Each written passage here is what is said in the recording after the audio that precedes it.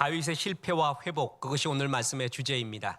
우리는 회복이라는 주제 하에서 성경에 나오는 수많은 믿음의 영웅들의 실패의 이야기, 실수와 허물의 이야기, 그리고 그것을 회복시키는 하나님의 이야기를 나누고 있습니다. 오늘은 다윗의 이야기입니다. 하나님의 마음에 합했다라는 영광스러운 별명을 얻은 다윗. 하나님과 예수님 빼놓고 신구약 성경 전체를 통해서 가장 중요한 인물이라고 하면 다윗일 것입니다. 1000번 이상 등장합니다. 그런데 그는 많은 실수와 허물, 실패를 하였습니다. 성경을 읽으면요, 성경 그 자체에 하나님이 이것은 이렇게 잘못했다라고 구체적으로 설명해 주는 구절이 나와요. 그리고 또 어떤 구절은 행간에 숨은 뜻이 있습니다. 이러이러한 잘못을 했겠구나. 그런데 성경이 명확하게 다윗의 실패와 실수라고 말하는 것은 크게 세 가지가 있습니다. 하나는 언약궤를 다윗성 예루살렘 성으로 옮겨올 때의 실패 사건, 그리고 우리아의 아내 밧세바를 범한 실패, 그리고 말년에 인구조사를 한 실패. 이 세 가지 실패는 성경이 명확한 잘못이라고 기록되어 있는 다윗의 허물입니다. 다윗은 완벽한 존재가 아니었습니다. 이런 실패가 더 많았고 실수와 허물이 더 많았던 존재입니다. 첫 번째, 언약궤를 옮길 때의 이야기입니다. 하나님은 다윗으로 하여금 축복을 주기를 원하고 있었습니다. 그래서 언약궤를 예루살렘 성으로 옮겨오는 사건이 일어나게 됩니다. 원래 예루살렘은요, 이스라엘 정통 도시가 아닙니다. 그것은 가나안 여부스 쪽의 수도입니다. 원래 이스라엘의 정통 도시는 베델과 단 같은 곳이었습니다. 그런데 다윗이 이제 예루살렘을 본거지로 삼아서 예루살렘에서부터 모든 일들을 도모하기 시작합니다. 그런데 이스라엘 사람들이 이렇게 생각하지 않을까요? 예루살렘은 생소한데, 생경한데 우리는 베델과 단이 있는데, 이런 징크스가 다윗에게는 항상 있었습니다. 그런 가운데 하나님이 여호와의 궤, 언약궤를 예루살렘 성으로 가져오는 일을 허락하게 됩니다. 그런데 이 사건 속에서, 이 좋은 일 속에서 다윗은 실패하게 됩니다. 그것은 첫째로 하나님께 여쭙지 않고 정치 지도자들, 백성들만 의논했기 때문에 그렇습니다. 다윗의 특징은 항상 하나님께 묻는 사람이었습니다. 하나님께 묻고 답하고 묻고 답하고, 그게 다윗의 모든 생을 통해 가장 아름답고 멋진 모습이었습니다. 그런데 이상하게도 언약궤를 옮기는 사건에 있어서는 다윗이 하나님께 묻지를 않고 천부장과 백부장이라는 행정 지도자 내지는 정치 지도자와 백성들에게만 묻습니다. 보십시오. 역대상 13장 1, 2절 보면 다윗이 천부장과 백부장 곧 모든 지휘관과 더불어 의논하고 다윗이 이스라엘의 온 회중에게 이르되, 하나님께 기도했다는 소식은 없고 천부장, 백부장, 백성들에게만 물어봅니다. 사람에게만 물어봅니다. 그래서 사람들이 좋다고 하니까 그냥 실행에 옮기게 됩니다. 아마 다윗의 마음속에는 언약궤를 예루살렘 성으로 안치를 하면서 하나님께 영광 돌려야겠다라는 마음도 있었지만, 그의 마음속에서는 백성들의 마음을 얻기 위한 정치적 생각도 있었다고 생각을 합니다. 아직까지 이스라엘 초대왕 사울의 잔존 세력들이 많이 남아 있습니다. 그들을 무마시키고 모든 마음을 자기에게로 통일할 수 있고 규합할 수 있는 방법이 예루살렘 성으로 언약궤를 안치하는 일이다.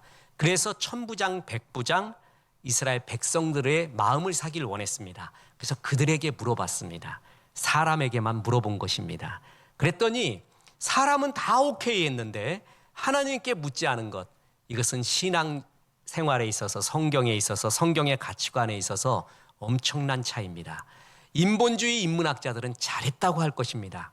백성들에게 묻고 했다고, 잘했다고 할 것입니다. 그러나 하나님은 그렇지 않습니다. 사람에게만 물었어요? 의미 없는 일입니다. 울리는 꽹과리가 됩니다. 하나님께 묻지 않은 사건에 대해서 하나님은 마음이 아팠을 것입니다. 또 하나, 이 언약궤를 옮길 때 성경 말씀대로 하지 않았습니다. 원래 성경 말씀에 의하면 언약궤를 옮길 때는 고핫 자손이 어깨에 메고 옮겨야 됩니다. 그런데 다윗은 블레셋 사람들이 그래했듯이 최신식 수레에다가 간편하게 언약궤를 올려놓고 옮기려고 했습니다. 보십시오. 민수기 4장 15절. 진영을 떠날 때 아론과 그의 아들들이 성소와 성소의 모든 기구 덮는 일을 마치거든 고핫 자손들이 와서 맬 것이니라. 그러나 성물은 만지지 말라. 그들이 죽으리라. 회막 물건 중에서 이것들은 고핫 자손이 맬 것이며, 고핫 자손이 어깨에 매야 돼요. 그런데 수레에 블레셋 사람들이 편하게 살았거든요. 수레에 메고 갔어요. 그랬더니 다윗도 그대로 똑같이 합니다. 그러다가 수레가 기우뚱하면서 언약궤가 떨어지려고 하자 우사라는 사람이 고핫 자손이 아닌 우사가 그것을 만지다가 죽는 사건이 일어나게 됩니다. 이 영광스러운 일을 하나님께 묻지 않았습니다. 하나님 말씀대로 하지 않았습니다. 다윗의 명백한 실수였습니다. 또 한 사건, 이 사건이 정말 큰 사건입니다. 우리아의 아내 밧세바를 취한 사건이죠. 이스라엘이 암몬과 전쟁 중인 때였습니다. 성경의 표현에 의하면 다윗이 잠시 오수를 취한 게 아니라 밤늦도록 무슨 게임을 했는지 또 뭘 했는지 모르겠어요. 그냥 밤에 어슬렁어슬렁 예루살렘 궁전 지붕을 거니는 사건이 성경은 그 장면을 정확하게 묘사하고 있습니다. 전쟁에 나가지 않았습니다. 다윗답지 않았습니다. 그는 후방에 남아서 그냥 게으름과 그리고 이런 안일함 속에서 있었습니다. 그럴 때 한 여인이 목욕하는 장면을 봅니다. 정욕이 발동을 합니다. 누군지 알아보라고 합니다. 우리아의 아내라고까지 얘기했습니다. 그런데도 그를 취하게 됩니다. 명백한 잘못이죠. 근데 그 다음이 더 큰 잘못을 합니다. 밧세바가 아마 아이를 가졌나 봅니다. 내 아이가 아니라고 하려고 진짜 남편인 우리아를, 전쟁 중에 있는 우리아를 데리고 옵니다. 특별 휴가를 냅니다. 전쟁 중에 장수를 데리고 온 거예요. 그래서 아내와 동침하라, 집으로 가라 그럽니다. 그랬더니 우리아는 정말 천사입니다. 안 갑니다. 이스라엘 모두가 전쟁하고 있는데 내가 가족 품에 갈 수 없습니다. 안 가요. 그래서 성경 표현에 의하면은 6번이나 go down, go down, go down. 내려가라. 아내한테 가라. 다윗이 얼마나 다급하게 6절에 걸쳐서 6번이나 go down, 내려가라고 말합니다. 근데 안 갑니다. 그래서 다윗이 또 작전을 씁니다. 자기의 신복인 요압에게 제 우리아한테 술을 진탕 먹여라. 술 많이 먹으면 가족 생각도 나고 향수도 어려서 이제 밧세바에게 갈지 모른다. 그리고 술을 먹였어요. 그래도 가지 않습니다. 가지 않습니다. 여기서 천사와 악마가 구별되고 있죠. 누가 천사예요? 우리아예요. 악마는 누굽니까? 다윗입니다. 이런 자기를 음해하려는 다윗에게 목숨을 걸고 충성하는 우리아. 다윗이 최후의 수단을 씁니다. 자기의 신복인 요압 장군에게 다시 명령합니다. 우리아를 최전선에 보내라. 전진 앞으로 해라. 그리고 다 빠져라. 우리아 혼자 남게 하라. 그래서 전진 앞으로 다 빠져나갑니다. 우리아 혼자 거기서 전사하게 됩니다. 합법적으로 죽인 것입니다. 작전상 전쟁에서 죽은 걸로 돼 있지만 사실은 다윗의 살인이었습니다. 다윗의 명백한 거짓 살인, 나쁜 살인이었습니다. 사실 이 밧세바의 사건 플러스 그 뒤에 우리아를 죽인 사건에 보면은 다윗은 모든 자격이 없는 것 같습니다. 그것이 현실 속에서 일어났다고 쳐봅시다. 누가 다윗의 권위를 인정하겠습니까? 누가 그를 지도자라고 말하겠습니까? 누가 어떻게 그를 존중할 수가 있겠습니까? 다윗의 명백한 실수, 실패. 그래서 다윗은 정말 큰 쓴맛을 이후로 보게 되죠. 근데 여기서 그치지 않습니다. 또 하나의 사건이 있습니다. 인구조사를 한 것입니다. 사무엘하 24장에 보면 다윗이 말년 즈음에 부강해졌을 때 하나님이 모든 것을 회복도 시켰을 때 인구조사를 하게 됩니다. 민수기가 사람의 숫자를 셌다 그래서 민수기, 우리 개역 개정에는 그렇게 번역됐잖아요. 그때는 하나님 명령에 의해서 쉰 거예요. 그래서 그것은 상관없지만 다윗의 인구조사는 다릅니다. 다윗의 인구조사는 내가 얼마나 큰 영광을 가지고 있는가, 내가 이만한 일을 이루었지, 그 교만한 마음에서 한 겁니다. 뿐만 아니라 모든 전쟁은 야훼의 전쟁, 하나님의 전쟁, 하나님께 묻고 했던 전쟁이었습니다. 그런데 하나님께 묻지 않고 내가 전쟁을 일으켜도 되는구나, 이만한 숫자들이 있구나, 하나님께 묻지 않은 나의 힘의 세력, 그것을 과시하고 싶었어요. 그래서 인구조사를 한 겁니다. 성경은 명백히 사탄이 계략을 폈고 그것에 다윗이 넘어갔다고 말하고 있습니다. 보십시오. 역대상 21장 1절. 사탄이 일어나 이스라엘을 대적하고 다윗을 충동하여 이스라엘을 계수하게 하느니라. 계수해 봤더니 이스라엘이 80만 명, 유다가 50만 명, 총 130만 명의 장정이 칼과 활을 들 수 있다. 내 군사가 이 정도구나. 열병식을 한 겁니다. 내 세력이 이 정도구나. 그는 하나님의 은혜를 잊고 교만에 빠지게 된 것입니다. 다윗은 이 잘못 속에서 하나님이 세 가지의 벌을 택하라고 합니다. 세 가지 중에 7년 동안의 기근이 드는 것, 왕이 원수에게 쫓겨 3개월 동안 도망하는 것, 왕권을 상실한다는 거죠. 3개월 동안, 3일 동안 전염병에 걸리는 것, 세 가지를 말합니다. 다윗이 세 번째 것을 택하죠. 그래서 자기 때문에 이스라엘 많은 사람이 죽게 됩니다. 다윗이 이렇게 한 명백한 잘못을 합니다. 지금 이런 잘못을 객관적 보편 타당성 있게 증거를 제시하고 이야기한다면 아무도 다윗을 존경할 사람이 없을 것입니다. 이게 바로 성경과 또한 하나님 나라의 결정적인 차이가 여기서 나오게 됩니다. 이 셋 모두 다윗이 우사의 사건, 언약궤를 옮긴 사건, 밧세바를 취한 사건, 그리고 인구조사 사건, 이것은 다윗이 요한 1서에 나오는 육신의 정력, 안목의 정력, 이생의 자랑에 그대로 넘어간 사건입니다. 인구조사는 이생의 자랑입니다. 그리고 밧세바와의 사건은 육신의 정력, 안목의 정력, 그리고 언약궤의 사건 또한 이생의 자랑에 속합니다. 하나님 마음에 합했다라고 하는 다윗조차도 여기에 넘어가게 됩니다. 하나님께 묻지 않았습니다. 그런데 다윗을 하나님이 회복시킵니다. 우리가 이 정도 되잖아요. 그러면 저 사람은 회복 불능. 사실 그게 다윗의 처지입니다.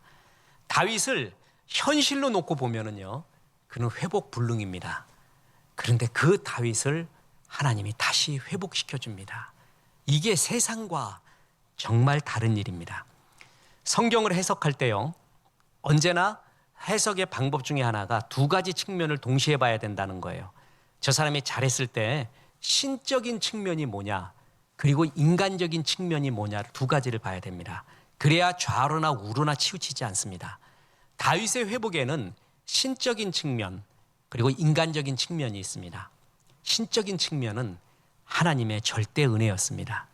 인간적인 측면은 다윗은 은혜를 받는 법을 알았습니다. 이게 다윗의 장점이고 회복되는 근간이었습니다. 먼저 다윗을 회복시키는 하나님의 은혜, 그것이 절대적이었습니다. 로마서 5장 8절에 보면요, 우리가 아직 죄인 되었을 때 그리스도께서 우리를 위하여 죽으심으로 하나님께서 우리에 대한 자기의 사랑을 확증하셨느니라. 언제 사랑했다고요? 죄인 되었을 때 사랑했대요. 사랑받을 만한 자격이 있을 때 사랑한 것이 아니라는 것입니다. 이게 인간의 사랑과 하나님의 사랑의 결정적인 차이입니다. 우리가 죄를 범하고 있었을 때도 하나님의 진노가 분명히 임함에도, 임해야 되는 것에도 불구하고 하나님은 진노 중에도 긍휼을 잊지 않습니다. 우리가 죄인 되었을 때도 그 사랑을 거둬가지 않습니다. 로마서 5장 10절을 또 보십시오.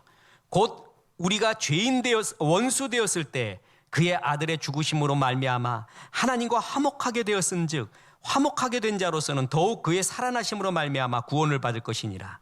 우리가 죄인 되었을 때 사랑했다 그랬죠. 한 걸음 더 나가 원수 되었을 때 사랑했대요. 나쁜 일 했을 때 사랑한 거 조금 이해해요. 원수 되었대요. 나 싫다고 가버렸어요. 딴 사람 찾아가 버렸어요. 나 싫다고, 하나님 싫다고 마귀 찾아갔어요. 그런데도 그때도 사랑하셨대요. 이거는 은혜라는 말 외에는 해석할 길이 없습니다.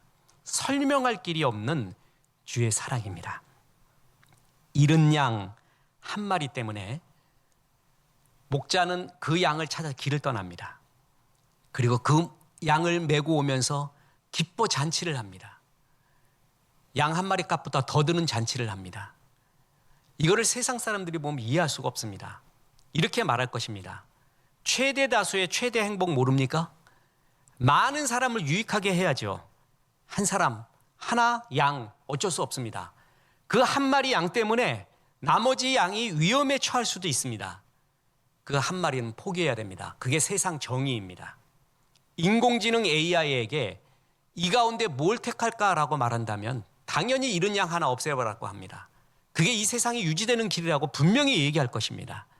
그런데 잃은 양 한 마리를 찾아가는 그 마음, 그것을 듣고 있는 우리도 말할 겁니다. 99마리가 있는데 왜 한 마리한테 마음 씁니까? 그런데 이렇게 되면 경우가 달라집니다.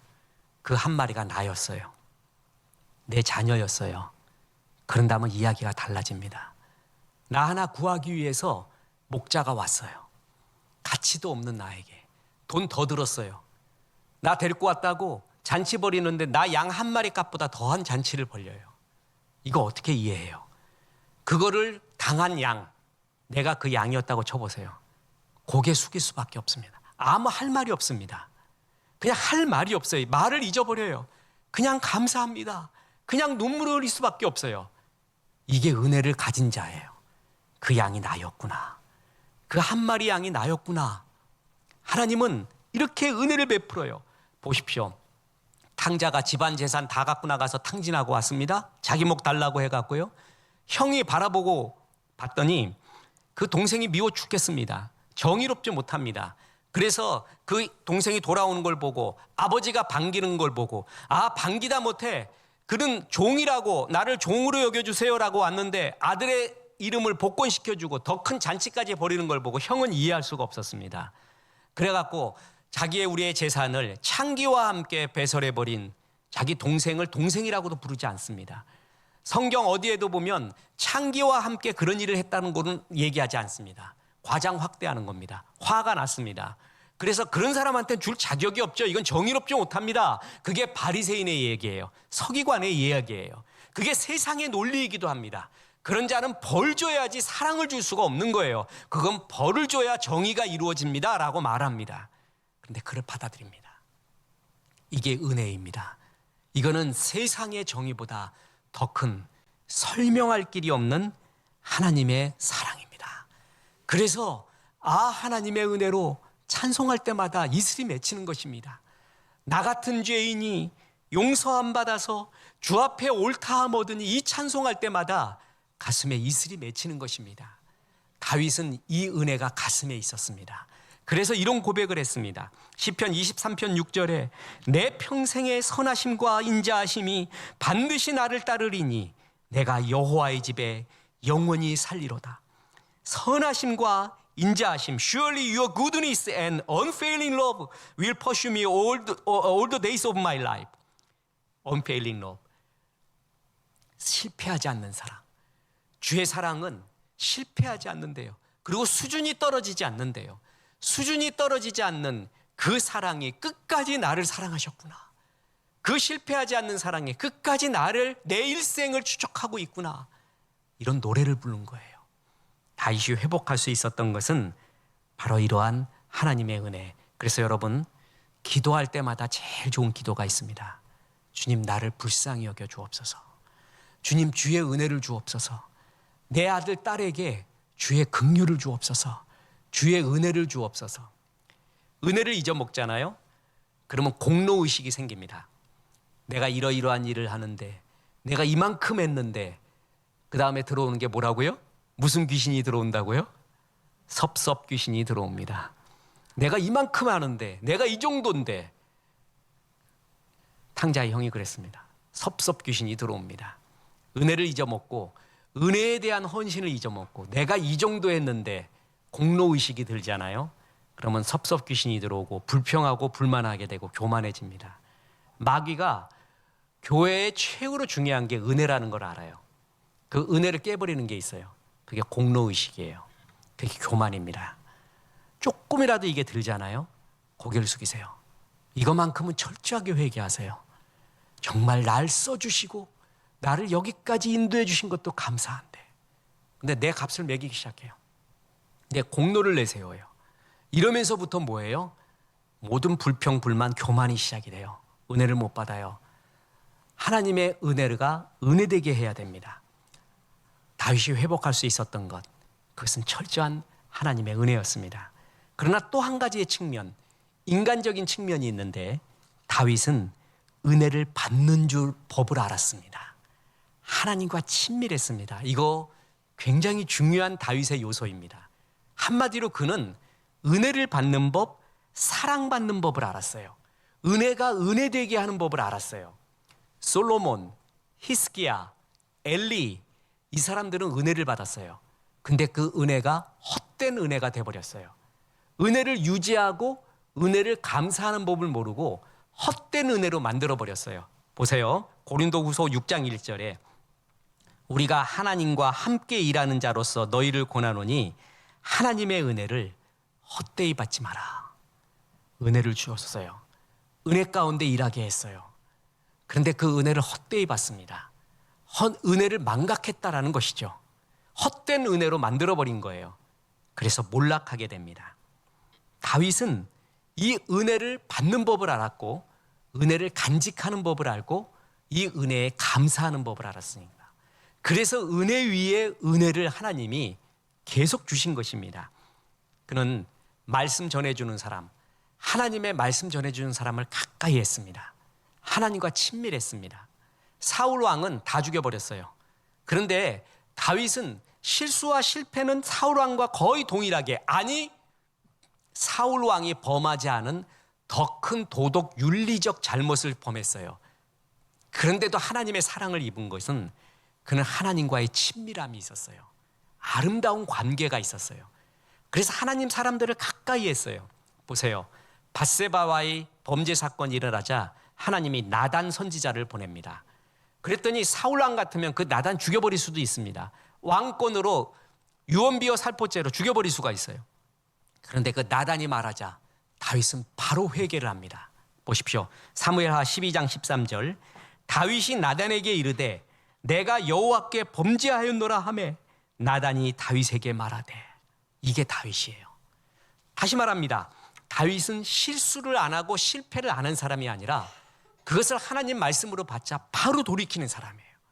이게 하나님과의 친밀함이에요. 인구조사를 했잖아요. 이번에는 하나님이 갓 선지자를 보냅니다. 다윗은 또 금방 받아들입니다. 보십시오. 사무엘하 24장 11절에 다윗이 아침에 일어날 때에 여호와의 말씀이 다윗의 선견자 된 선지자 갓에게 임하여 이르시되 가서 다윗에게 말하기를 여호와께서 이같이 말씀하시기를 내가 네게 세 가지를 보이노니, 이렇게 갓 선지자를 보이잖아요. 그랬더니 다윗은 곧바로 보세요. 사무엘하 24장 10절 다윗이 백성을 조사한 후에 그의 마음에 자책하고 다윗이 여호와께 아뢰고 내가 이 일을 행함으로 큰 죄를 범하였나이다. 바로 이게 다윗의 특징이에요. 회개예요. 철저하게 하나님 말씀에 돌이켜요. 완벽한 사람이 아니에요. 근데 늘 하나님의 마음에 접해 있었어요. 그는 은혜를 받는 법을 알아요. 은혜를 유지하는 법을 알아요. 은혜에 은혜를 더하는 법을 알아요. 하나님이 제일 좋아하는 게 이런 하나님 말씀을 받고 회개하고 돌이키고 주 앞에 기도하는 걸 제일 좋아한다는 것을 다윗은 그 마음에 합해져 있었습니다. 그래서 다윗이 제일 잘한 게 바로 이것입니다. 다윗의 영광스러운 칭호, 사도행전 13장 22절에 패하시고 다윗을 왕으로 세우시고 증언하여 이르시되 내가 이새의 아들 다윗을 만나니 내 마음에 맞는 사람이라 내 뜻을 다 이루리라. 개역 한글에서는 내 마음에 합한 사람이라. 자, 뭐에 합했어요? 마음이에요. 다윗은 하나님의 마음과 합해져 있었어요. 마음의 주파수가 그에게 있었어요. 다윗의 좋았던 일이 아니라 하나님과의 관계의 일입니다. 우리는 흔히 하나님의 일을 일로 봐요. 그래서 제자들이 주님 앞에 물어봤습니다. 우리가 어떻게 하여야 주의 일을 하오리까?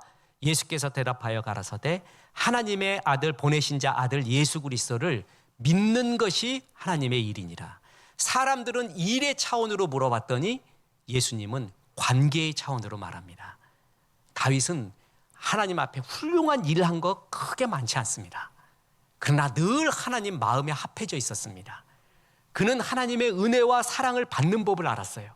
그걸 유지하는 법을 알고 정말 하나님이 사랑스러운 자였어요.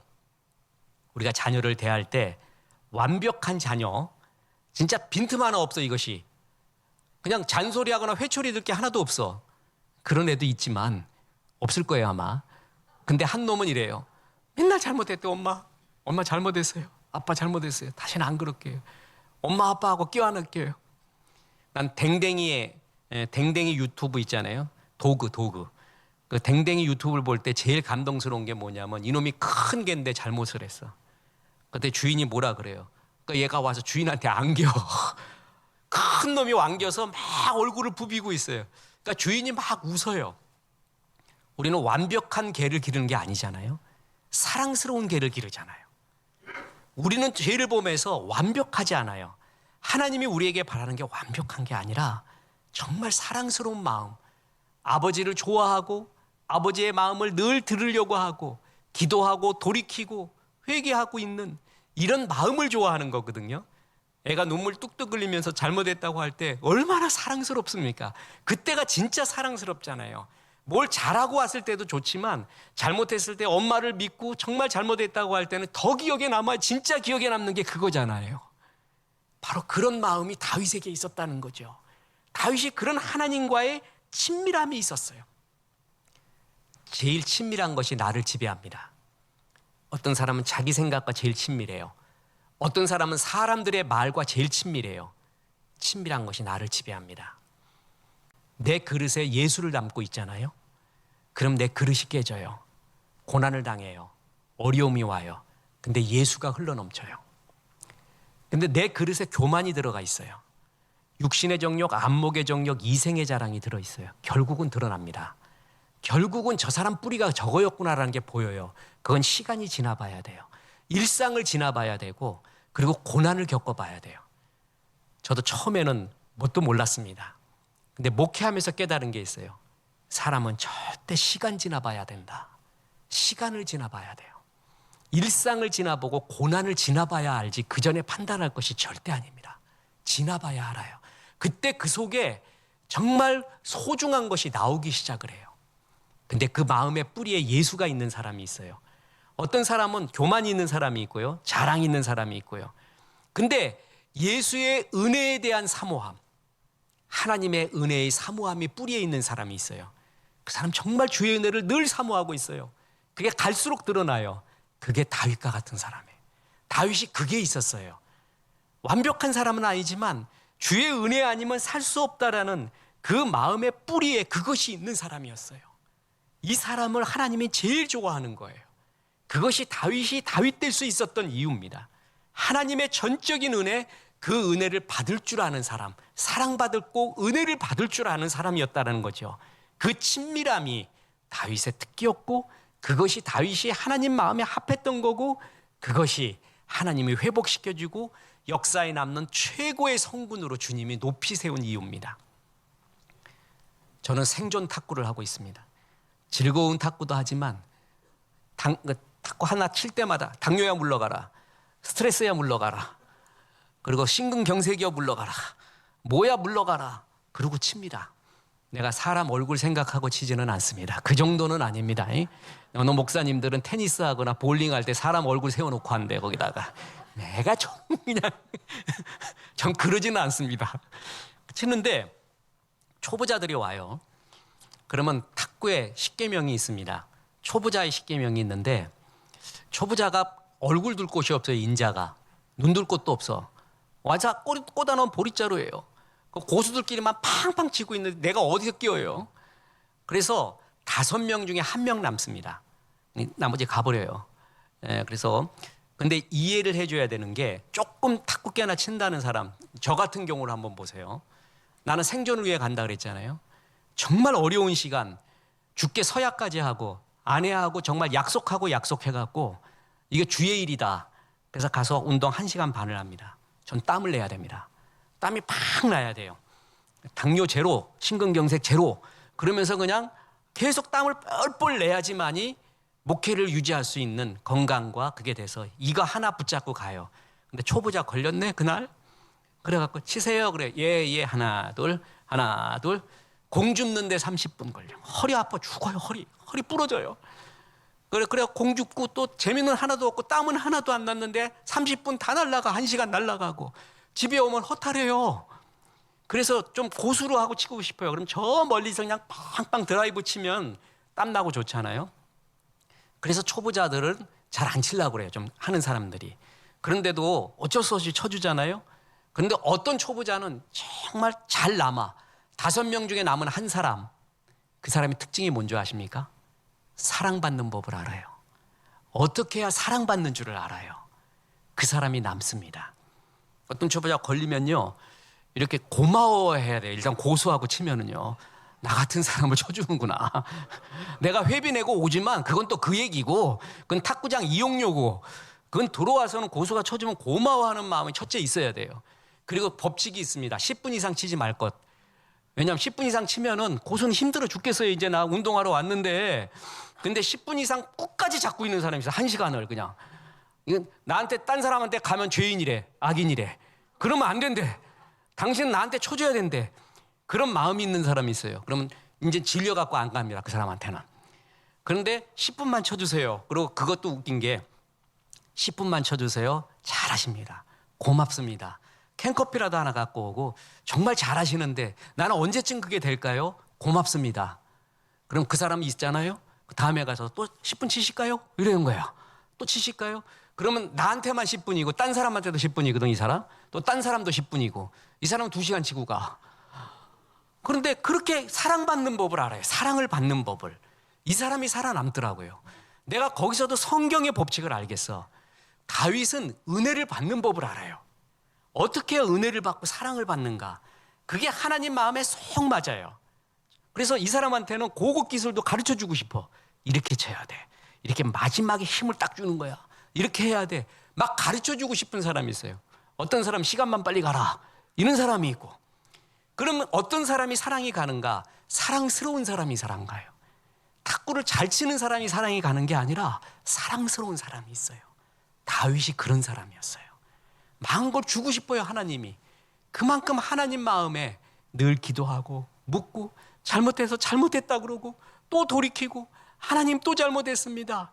주의 종들 귀하게 여기고 주의 말씀 전해주는 사람 귀하게 여기고 내가 잘못했습니다. 내가 원래 이런 놈이요. 정말 용서하세요. 이런 말 잘하고 늘 감사하고 이런 종이었기에 하나님이 다윗을 좋아한 거예요. 다시 말합니다. 다윗이 완벽하지 않았습니다. 일도 큰일 한 거 크게 없습니다. 그런데 그는 늘 하나님 보이기에 그 마음이 좋았어요. 주파수가 하나님 마음에 있었어요. 하나님은 사랑하고 그에게 모든 걸 주고 싶은 마음이었어요. 그런 마음이 신앙의 핵심이에요. 은혜를 받을 줄 알았어요. 사랑을 받을 줄 알았어요. 하나님께 늘 붙어 있었어요. 용서를 구했어요. 주 앞에 기도했어요. 이런 단순한 주의 마음. 고난당하고 있는 성도 여러분, 그냥 기도하십시오. 도와달라고 기도하십시오. 내게 은혜 달라고 기도하십시오. 그거 하나밖에 없습니다. 내게 은혜 달라고 하십시오. 도와달라고 주님, 주의 은혜 아니면 안 된다고 하십시오. 그게 주님이 기뻐하는 마음입니다. 이런 다윗의 마음 품어서 잘 회복되시기를 주 예수의 이름으로 축원합니다.